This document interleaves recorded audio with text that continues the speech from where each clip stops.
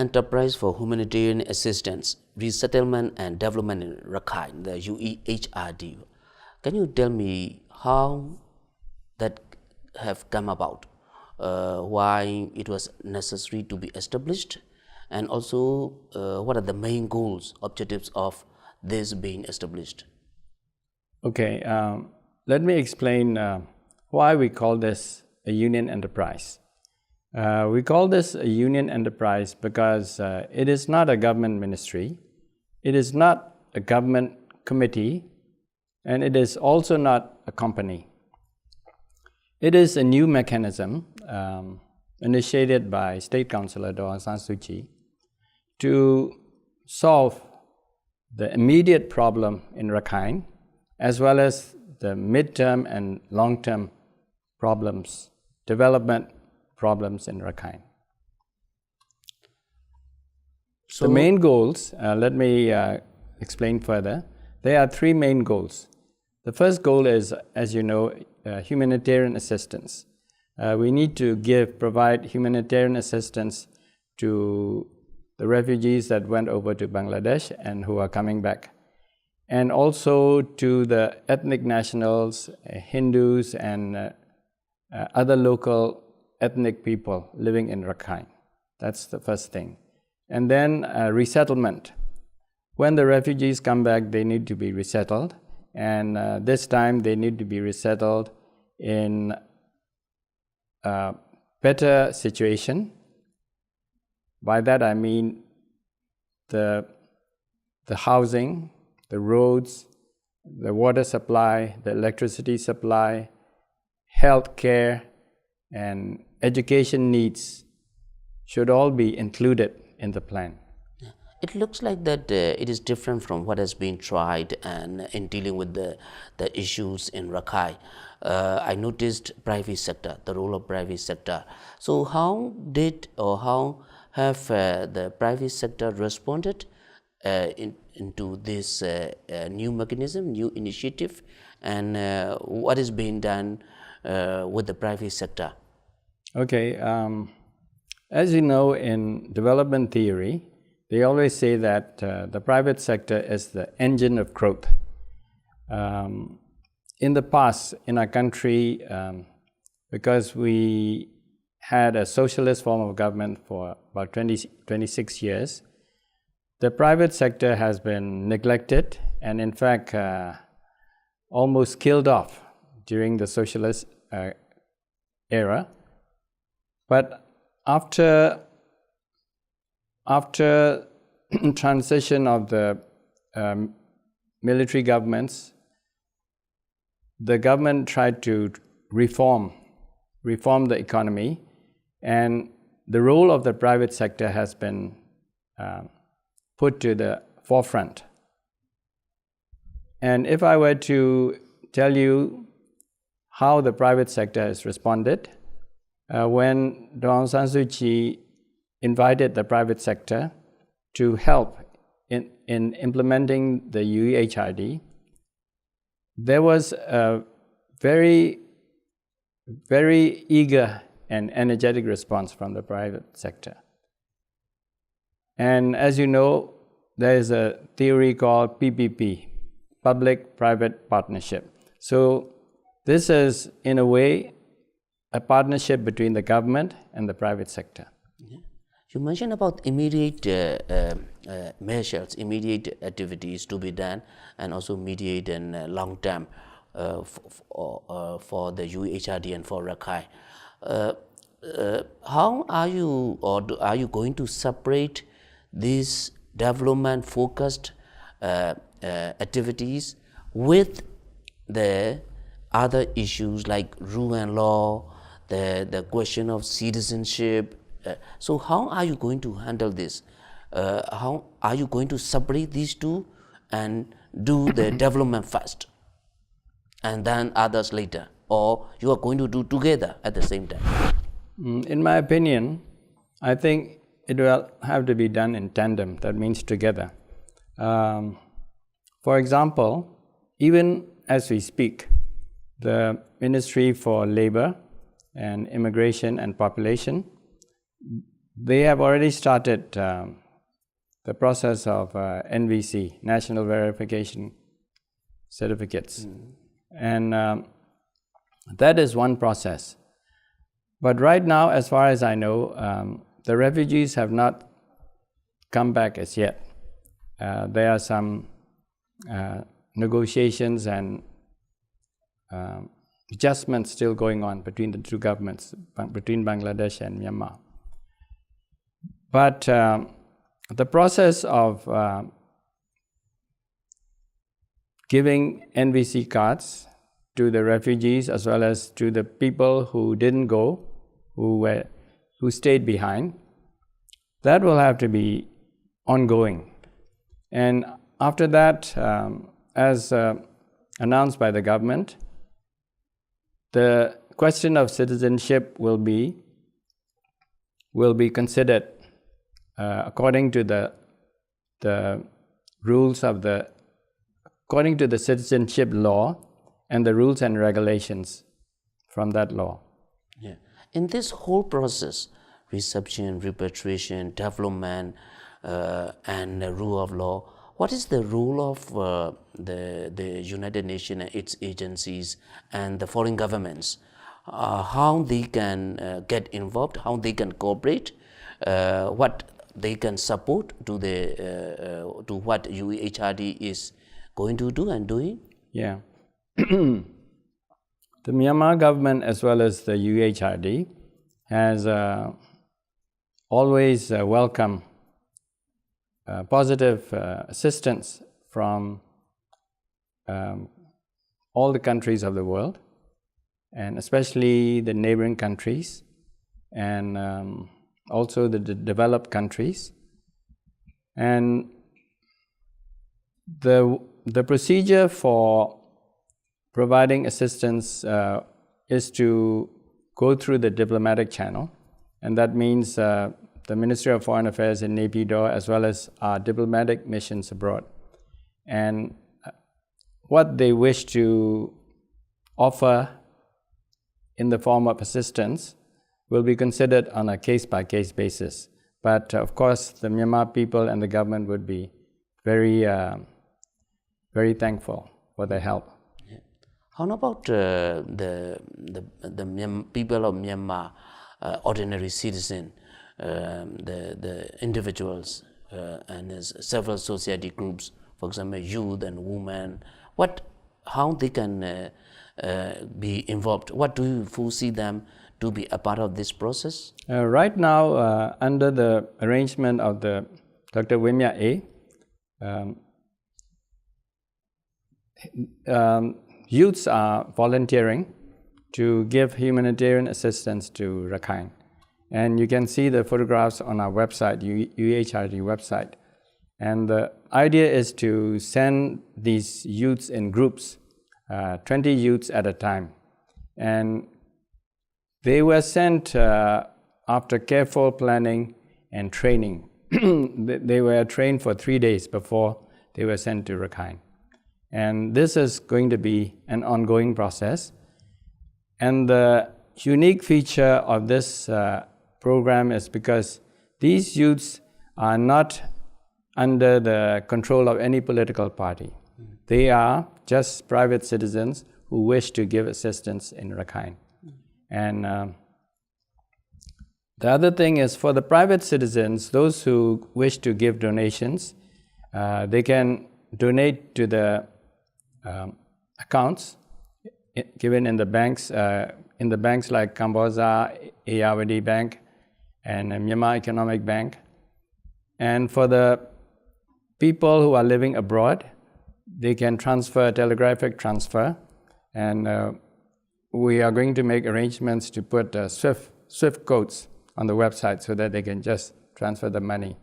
For example, there was one case where a group of people from Brunei, Myanmar nationals working in Brunei, they got together and donated about $1,000 out of their hard-earned money. Apart from donating to the funds of UEHRD, what else can be done by the people outside the country, especially Myanmar origins in those outside the country? What can they do apart from donations? For example, are they encouraged to come and invest in the programs and developmental related projects? So what else you foresee them that they can be a part of the whole process? You mean investment in Rakhine? Yes. Yes, that is part of the program under the private sector group. They have a program to make a trade zone, and there will be many opportunities for private investors to invest, especially vocational training, and all these investments should be geared towards either towards export, goods that are suitable for export to Bangladesh, because Bangladesh is the nearest country from Rakhine, and then investments that will create jobs for the local people, regardless of race or ethnicity. Yeah. Now, I think the activities or the implementation of the whole program started. What do you see the challenges ahead for the UEHRD? Of course, also the opportunities of doing and implementing the UEHRD, not only for Rakhine but also for Myanmar. How do you foresee them? What are the challenges and opportunities? Yeah. Okay. The first challenge is security challenge. We don't want the situation in Rakhine to escalate into a very bad situation where terrorists are free to roam about, and where the ASA terrorists would bring in their friends from the Middle East or from Pakistan or from Indonesia. We don't want this to happen. So the first thing is security. And for this security to be established properly, there is a need for understanding. First of all, for the Rakhine people.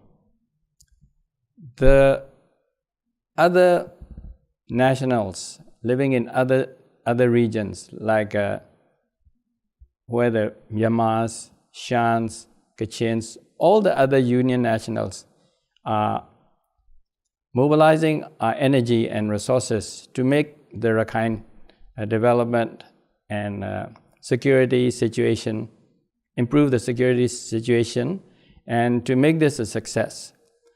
So that is one, security. The other challenge is for the communities to live in peace. And it's easier said than done. It's very easy to say, oh, you have to live in peace.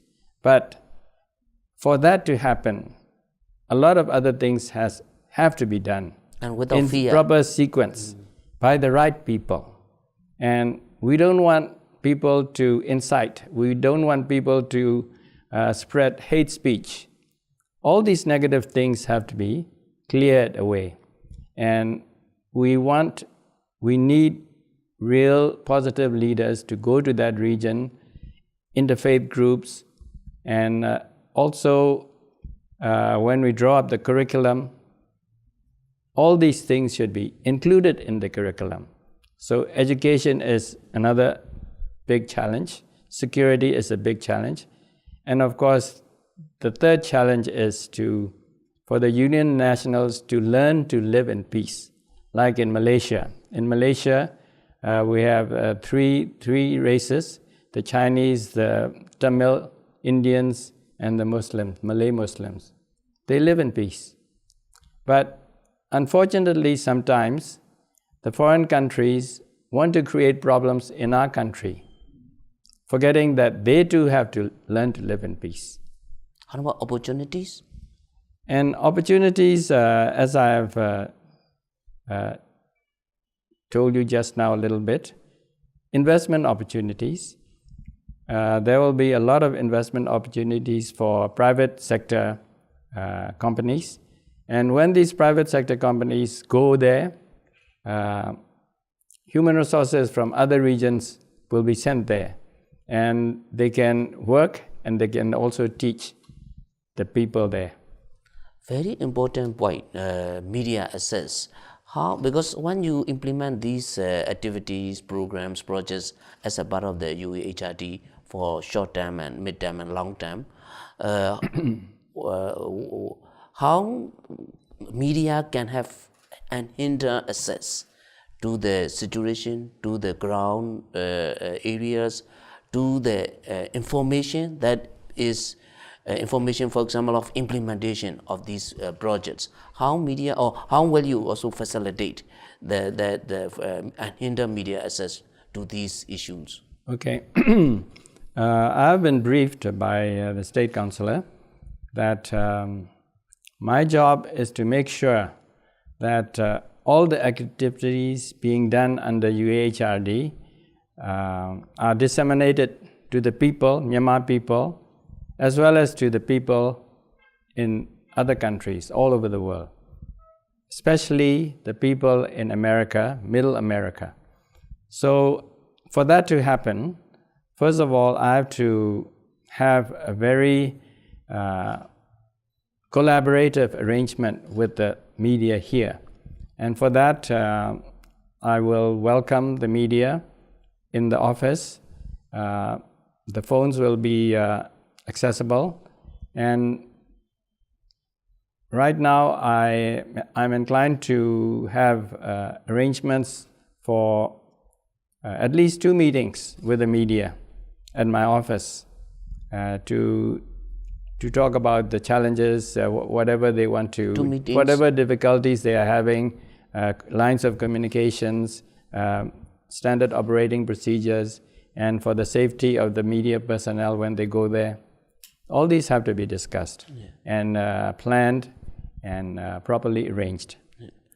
There has been negative reports in some international media and on what has happened in Rakhine and in Myanmar. What is your message to those or to the international community at large? What is the message that you want to give about UEHRD?